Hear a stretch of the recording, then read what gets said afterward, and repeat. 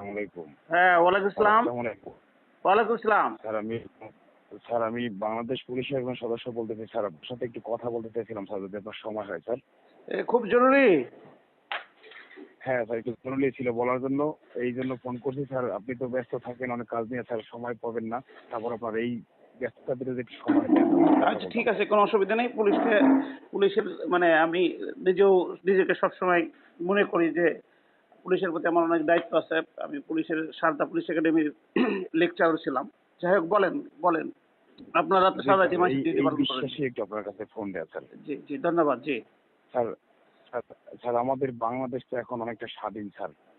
এই বৈষম্য বিরোধী প্রত্যেকটা আন্দোলন থেকে আমরা বাংলাদেশ এখন স্বাধীন স্যার, কিন্তু আমাদের এই পুলিশের যে বৈষম্য স্যার, এটা কখনো দূর হবে না? আমরা পুলিশের যে ভিতরে আবার বৈষম্যের কিসের ভিতরে বাস বৈষম্য? করি স্যার। পুলিশ দিকে তো সবাই স্যার ভয় পায়। পুলিশের ভিতরে বৈষম্য স্যার, আমাদের ভয় পায় স্যার, ঠিক আছে, সেটা তো আমাদের সিনিয়র অফিসারের কমান্ড অনুযায়ী, কিন্তু আমরা যে কতটা এই ডিপার্টমেন্টের বিসিএস অফিসার দ্বারা নির্যাতিত, সেটা তো শুধুমাত্র আমরাই জানি স্যার। না, বিসিএস অফিসার তারা নির্বাচন, তারা তো এসপি তারা তো কন্ট্রোল করে। আপনি কি সাব ইন্সপেক্টর?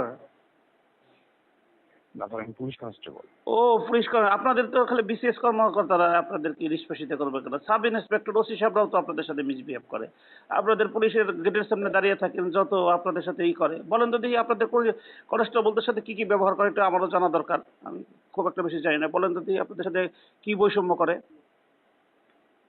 স্যার বৈষম্যটার শুরুটা এখান থেকে হয়, যেমন স্যার আমরা পুলিশ ডিপার্টমেন্টে নিয়োগতে আসার পরে স্যার আমরা তো জানি যে আমরা বাংলাদেশের সেবায় কিছুটা কাজ করবো, কিন্তু আসার পরে স্যার আমরা দেখলাম যে আমাদের বিসিএস অফিসার যারা থাকে, তার বাসায় স্যার দেখা গেছে একজন পুলিশ সুপার যদি থাকে, তার বাসায় আমার মতো স্যার 15 থেকে 20 জন লোক দায়িত্বে থাকবে শুধু তার বাসা প্রোটেকশনের জন্য। মানে কি এর বলছেন? ভিতরে থাকবে স্যার তার 15 থেকে 20 জন পুলিশ অফিস একটা পুলিশ সুপারের বাসায় কি কি কাজ করে আপনাদের দিয়ে? তার স্যার কাজ করায় বলতে, তার যদি একটা ছেলে মেয়ে থাকে স্যার, ছেলে মেয়েটাকে স্যার স্কুলে পৌঁছাতে হবে, আনতে হবে, তাকে বাজার করে দিতে হবে। তার যদি ড্রেস থাকে সেটা কিন্তু স্যার তাকে ধুয়ে তাকে পরানোর মতো ব্যবস্থা আমাদের করে দিতে হবে। অন্যথায় স্যার তার বাসায় এই যে সে বিসিএস অফিসার, এই অনুযায়ী তার সেন্ট্রি পোস্ট স্যার, সেখানে আমাদের দায়িত্বরত অবস্থা থাকতে হবে যে বহি কোনো আক্রমণ হয় কিনা। সেখানে স্যার আমাদের 8 জন থাকে পুলিশ কনস্টেবল, সেখানে আমাদের দেখাশোনার জন্য ইনচার্জ থাকে। সে এএসআই পদমর্যাদা হতে পারে অথবা এসআই সশস্ত্র পদমর্যাদার হতে পারে স্যার। এটা তো এটা বাংলাদেশের শুধুমাত্র প্রাইম স্যার পুলিশ মিনিস্টারের তো মনে সুপারের। হয় না যে এইরকম কোনো দেয়। আর পুলিশ এসপিদের তো প্রত্যেকটা জেলায় যে সুন্দর বাসভবন, তারপরে যেসব সিকিউরিটি এলাকায় থাকে, ওদের তো তাদের সাথে কিছু করার কথা না। সে ভিআইপি জোনে থাকে স্যার, ভিআইপি জোনে ভিআইপি মানে থাকার মোস্ট পরে স্যার ভিআইপি এতটা অ্যান্ড সিকিউর শিক্ষিত। জোন, সেখানে তো এই মানে গরু ছাগলও যাওয়ার সুযোগ নাই। প্রত্যেকটা জেলায় তো দেখি সবচেয়ে ভিআইপি হ্যাঁ বাসা ডিসি সাহেবের আর এসপি সাহেবদের। হ্যাঁ হ্যাঁ, কিন্তু স্যার আমরা তো তার প্রোটেকশন, আমরা তো স্যার যদি আমরা এটা ডিনাই করি যে আমরা এটা করতে পারবো না, যদি আমরা কোনো অবজেকশন দেই, তাহলে স্যার দেখা গেছে আমার বাসা যদি হয় চট্টগ্রামে, আমাকে চলে যেতে হবে স্যার ওখান থেকে দিনাজপুরে, অর্থাৎ আচ্ছা আমি রেঞ্জের আচ্ছা, সেটা বাইরে একেবারে সেটা না আমার আপনাকে এরিয়ার শাস্তি বাইরে দিল, আমার কিন্তু চলে যেতে হবে। এই 20 জন একটা এসপির আরো বলেন তো দেখি, খুব ইন্টারেস্ট পাচ্ছি তো। আর কি কি করায় আপনাদের দিয়ে? স্যার দেখা গেছে যে সে তো বিসিএস অফিসার, তার মিসেস অবশ্যই স্যার শিক্ষিত হয় ম্যাক্সিমাম। সে যদি লোক চাকরি করে, ব্যাংকার অথবা একটা কৃষি মন্ত্রণালয়ে চাকরি করে, তার যে স্যার একটা গাড়ি থাকে, সেটা ড্রাইভ করার জন্য স্যার দেখা গেছে পুলিশ থেকে একজন সদস্য নিবে তার গাড়ি ড্রাইভ করার জন্য।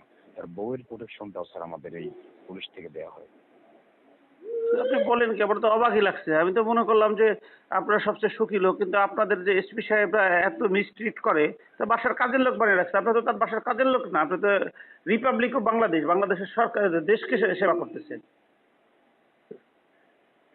একটা বিষয় স্যার এরকম, এছাড়া স্যার দেখা গেছে বিসিএস অফিসার স্যার আমাদের পুলিশ ডিপার্টমেন্টে ওনারা স্যার ওনাদের প্রমোশনটা পেয়ে যাচ্ছে স্যার তাদের সিনিয়রিটিতে। হুম আমরা পুলিশ কনস্টেবলে ভর্তি হলাম, হুম এখান থেকে স্যার আমাদের একটা বয়স ভিত্তিক যদি প্রমোশন থাকতো, তাহলে স্যার আমরা সবাই এখানে একটা বেনিফিট পেতাম, একটা প্রত্যাশা থাকতো যে আমরা একটা সময় প্রমোশন পাবো। কিন্তু এইরকম একটা ব্যবস্থা তারা রাখে না। শুধু বিসিএস অফিসার থেকে, যেমন স্যার একটা বিসিএস অফিসার এএসপি তে জয়েন করলে, সে তার ভাগ্য ভালো হলে, তার সার্ভিস ভালো হলে, আল্লাহ কবুল করলে সে কিন্তু হুম আমি পুলিশ কনস্টেবলে ভর্তি হবো স্যার, এখান থেকে স্যার আমার এখান থেকে এক ধাপ আগানোর মতো কোনো সুযোগ নেই, যদি কিন্তু এখন তো অনেক, কর্তৃপক্ষ এই আমাকে বর্তমান সেই যুগে তো সুযোগটা আপনি না দেয় স্যার। যে এসএসসি পাশের ক্রাইটেরিয়া, কিন্তু অনেক আমি জানি অনেক ডিগ্রি পাস, মাস্টার ডিগ্রি বলা হয় পুলিশের কনস্টেবলে জি ঢুকে। স্যার, জি স্যার আমাদের, জি স্যার আমাদের ম্যাক্সিমাম স্যার আমাদের স্নাতক সার্টিফিকেট থাকে, কিন্তু এখানে আমাদের সিনিয়রিটিতে নিজে যে স্যার এখান থেকে ওই দিক থেকে একটা প্রমোশন পাবো এর কোনো নিশ্চয়তা স্যার আমার ডিপার্টমেন্টে নাই। এরপরে স্যার দেখা গেছে আমাদের একটা মিশন থাকে স্যার দেশের বাইরে, সেখানে যদি আমাদের মিশনে দেশের বাইরে থেকে আমাদের ধারণা অনুযায়ী স্যার ওখান থেকে সমানভাবে একটা বেনিফিট আমাদের প্রত্যেকের জন্য দেয়, কিন্তু এখানে এই দেশে আসার পরে আমাদের বিসিএস অফিসাররা তাদের র্যাঙ্ক অনুযায়ী স্যার ভাগ করবে। দেখা গেছে আমি একটা অ্যামাউন্ট বললাম এক্সাম্পল হিসেবে, মনে করেন সেখান থেকে যদি আমাদের পার হেড 5 লক্ষ টাকা করে দিয়ে থাকে, সবাই 5 লক্ষ টাকা পাবে। দেখা গেল স্যার পুলিশ সুপার অথবা এসপি সে নিয়ে গেল স্যার সেখান থেকে 4.5 লক্ষ, আমি পেলাম 50 লক্ষ। এরকম ভাবে বৈষম্যটা স্যার আমাদের মানে কাছে চলছে। এতটুক বৈষম্য, মানে আপনি বলতে চাচ্ছেন যে আপনি ইউএন মিশনে গেলেন, সেখানে তো আপনার 5 লাখ টাকা দিলে 5 লাখ টাকা 4.5 লাখ টাকা ওরা নিয়ে যাব। হ্যাঁ এক্সাম্পল, এখন পরিমাণটা এর থেকে যতই বেশি হোক না কেন স্যার, এই বৈষম্যটা আমাদের এইরকম হবে স্যার।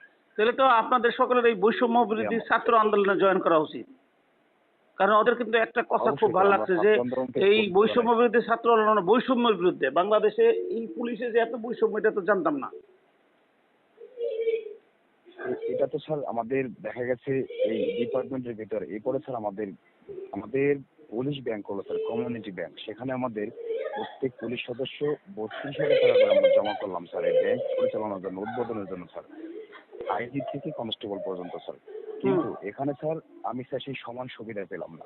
আমাদেরকে বলা হলো যে 3 বছর পরে সেই ব্যাংকের লভ্যাংশ প্রত্যেকটা সদস্য পাবে, কিন্তু স্যার আমি সেই লভ্যাংশের এখন পর্যন্ত একটা টাকা আমার এই চামড়ার চোখে দেখলাম না যে আসলে এই লভ্যাংশ আমি পাবো কি পাবো না, না আমার নেই যে টাকাটা আমি জমা দিয়েছি সেটা কি আমার আছে না নাই, এই ডকুমেন্ট আমার কর্তৃপক্ষ কখনো আমাকে দেখায় না।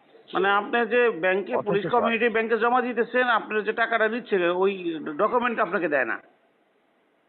না স্যার সেটাও আমি পাচ্ছি না, এবং আমাকে 3 বছর পর একটা লভ্যাংশ দেওয়ার কথা ছিল যে ব্যাংক হবে সমন্বিত ব্যাংক, সবাই বেনিফিট পাবে। আমি এখন পর্যন্ত আমার এই সার্ভিস লাইফে আমি এখন পর্যন্ত একটা টাকা সেখান থেকে পাই নাই। অন্যথায় স্যার যখন আমাদের ব্যাংকে থেকে শুরু হলো স্যার, তখন বললো যে ব্যাংক থেকে সবাই টাকা তুলতে পারবে ব্যক্তিগত কাজে ব্যয় করার জন্য। ভালো কথা, আলহামদুলিল্লাহ ভালো একটা ব্যবস্থা করলো। সেখানে 7% সুদ ছিল, যে 7% সুদ হারে টাকা তুলতে পারবে। তারপরে স্যার সেই সুদটা গত বছর স্যার আমাদের এই পুলিশ ডিপার্টমেন্ট করলো এক ধাপে 14% স্যার। এখন আমি যদি 5 লক্ষ টাকা স্যার 7% সুদে নেই, আমি পুলিশ কনস্টেবল চাকরি করি, 14% সুদ দিলে স্যার সেই টাকাটা কি আমার এই স্বল্প বেতন দিয়ে সুদ করা কখনো সম্ভব? আমার পরিবার আছে, বাচ্চা কাচ্চা থাকতে পারে, সব কোনোভাবে আমার সম্ভব না তো। মেনটেন তো করতে হবে। কিভাবে স্যার অফিসাররা কত সেটা পার্সেন্ট সুদ দেয়? কিভাবে স্যার অফিসারের সুদের বেনিফিট স্যার, আমি বিসিএস অফিসারের সুদের বেনিফিটের সঠিক তথ্যটা আপনাকে দিতে পারবো না যে তাদের হার কত এবং পরিমাণ। আমি স্যার 32,000 টাকা দিলাম, আমার আইজিডি 32,000 টাকা দিল, কিন্তু সে চাইলে ব্যাংক থেকে 50 লক্ষ তো টাকা আপনি কি স্যার লোন আইজিপি পেতে পারে, 32,000 কিন্তু টাকাও আমি পাবো না। না, আইজিপিরও 32,000 টাকা, পুলিশ কনস্টেবল, এইখানে আবার কোনো বৈষম্য নাই না? না কিন্তু সেখানে সেখানে আমি স্যার টাকা পাবো না। আমি স্যার যদি বলি যে আমি 5 লক্ষ টাকার বেশি ব্যাংক থেকে নিবো, একটা বাড়ি করব বা আমি একটা ব্যবসা কাজে লাগাবো বা আমার একটা অন্য একটা প্রজেক্ট করলাম বা একটা মাছ ছাড়লাম পুষ্করিতে, আমি সে কাজে টাকা নিতে পারবো না। আমার জন্য নির্দিষ্টতা আছে যে আমি এই টাকার বেশি পাবো না, কিন্তু দেখা গেছে আমার আইজিপি মহোদয় সে 50 লক্ষ টাকা চাইলে পরে সে সেখান থেকে লোন নিতে পারবে।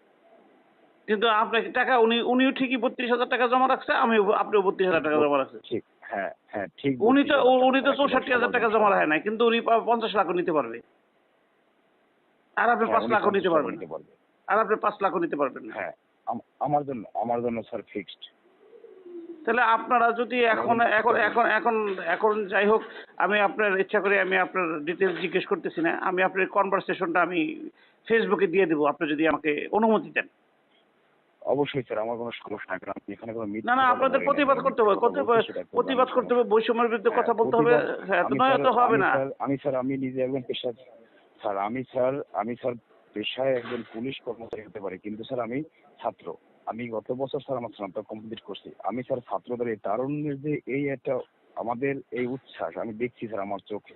আমি এই পুলিশ ডিপার্টমেন্ট থেকে স্যার আর একটা কথা বলি, আমাদের রংপুরে যে আবু সাইদ স্যার হত্যা মামলা স্যার, ওই ছেলেরে স্যার যে গুলি করছে স্যার তার কিন্তু সাজা হয়ে গেল অথবা তার সাজা দিবে, কিন্তু স্যার ওই আবু সাইদকে যে গুলি করছে স্যার ওই ব্যক্তি কি তার নিজের ইচ্ছায় গুলি করতে পারে স্যার? ওকে তো কমান্ড করা হয়েছে স্যার, কিন্তু আপনারা না, তো স্যার কেউ এইটা ওইটার বুঝবেন না। ব্যাপারে আমি কথা বলছি, ওইটার ব্যাপারে আরো কথা বলবো, কারণ কোনো পুলিশ কনস্টেবলের বুকের পাঠা নাই সে গুলি করবে, স্যার কোনো এসপি জি স্যার, এসআই এর পাঠা গুলি নাই গুলি করবে, কোনো ওসি সাহেব উপরে থেকে নির্দেশনা কখনো গুলির আদেশ দিবে ছিল স্যার। হুম, এটা স্যার কমান্ড ছিল অবশ্যই, যে কে কমান্ড করলো তাকে কোনো যাচাই বাছাই করলো না, যে গুলি করছে সে তো চাকরি পাইছে স্যার, হুম, সে তো বাধ্য, কিন্তু যে কমান্ড করলো তাকে কোনো দোষ ত্রুটি ছিল না আমার ডিপার্টমেন্টে স্যার। হুম, হুম, সেটা নিয়ে আমি কথা একটা বলতেছি, গুলি আমি বের হইতে সোচ্চার যে সেটা। স্যার আমার, স্যার আমাদের আমাদের বন্দুক থেকে একটা গুলি বের হইতে আমরা বাধ্য স্যার, যখন বাধ্য হয়ে যাই তখন এই কাজটা করতে হয়, আমার হুম, চাকরি করতে হয়। দেখা গেছে স্যার আমি এই চাকরি ছেড়ে যদি চলে যাই, আমার এলাকার মানুষ বলবে আমি চুরি করে আসছি ডিপার্টমেন্ট থেকে, আমার চাকরি কেন গেল, আমার চাকরি বাঁচাতে, কিন্তু আমার হাই কমান্ড যেটা বলে তার কোনো বিচারের ব্যবস্থা স্যার কখনোই বাংলাদেশ হবে না স্যার। আমি স্যার আমার চোখে দেখছি, আমি আমি মুক্তিযুদ্ধ দেখি নাই স্যার, আমি দেখছি স্যার আমাদের 2024 তারুণ্যের বিপ্লব স্যার, আমার ছাত্র আন্দোলন হুম, আমি নিজের চোখে দেখছি স্যার। হুম, আমি চাই, আমার কাছে কোনো সুযোগ নাই এই ছাত্র আন্দোলনে সবার সাথে কথা বলার মতো স্যার, তো হুম। সুযোগ থাকলে আপনি তাদেরকে বলেন আমাদের এই বৈষম্য স্যার দূর করেন। আমরা স্যার একেবারে আমাদের শেষ পর্যায়ে পৌঁছে দেয়ালে পিঠ থেকে গেছে স্যার আমাদের। আচ্ছা, আমাদের স্যার আপনাদের এই যদি যেইটা দেওয়ালে ফিট জায়গা থাকে ফেলার আমি এই আপনাদের বলি, আপনাদের ব্যাপারে আমি আন্দোলনে কালকা থেকে ইনশাল্লাহ নামবো। আমি প্রত্যেকদিন 2টা করে লাইভ করব এবং কি আমি আপনাদের গাইড করব, আপনারা আমাকে গাইড করাবেন। যেহেতু আপনারা অনেকে পুড়িয়ে মারছে, রাস্তায় ঝুলিয়ে রাখছে এবং তাদের লাশের এখন পর্যন্ত শনাক্তকরণ হয় নাই। আর হলো যে আপনারা দিনরাত 24 ঘন্টা সার্ভিস করে দিয়ে রাখেন। আমি ওইটার এখন ইনশাল্লাহ এখন আপনাদের একটা পর্যন্ত না সমাধানের স্যার, মধ্যে চেষ্টা করব। আমার যেহেতু এত রাত্রে আপনি এই 1টার এখন সময় ফোন পর্যন্ত দিচ্ছেন। আমি জানি না, এখন পর্যন্ত এখন পর্যন্ত আমি জানি না যে আমার সহকর্মী কজন ভাই কজন বোন এই এই এই এই যে ট্রাজেডি স্যার, এটা তো আমাদের, যদি বাংলাদেশের জনগণের যে হয়ে থাকে যে মুক্তিযুদ্ধের ইতিহাস, এটা যে আচ্ছা, যে আপনার রচনা সাথে করছে, আমি মনে আবার করি এটা আবার আমার আবার আবার কথা 2019 বলবো, যেহেতু ট্রাজেডি স্যার। আপনার অনুমতি দিচ্ছি, এটা দিব, বেশি লম্বা হলে আমি এটা যাবে না ফেসবুকে। অবশ্যই দিদি, অবশ্যই জি স্যার, অবশ্যই আপনার সাথে আবার পরবর্তীতে কথা বলবো। ঠিক আছে, ভালো থাকেন আপনি। অবশ্যই ওকে, ওকে, ওকে, ধন্যবাদ। আসসালামু আলাইকুম। Thank you, thank you.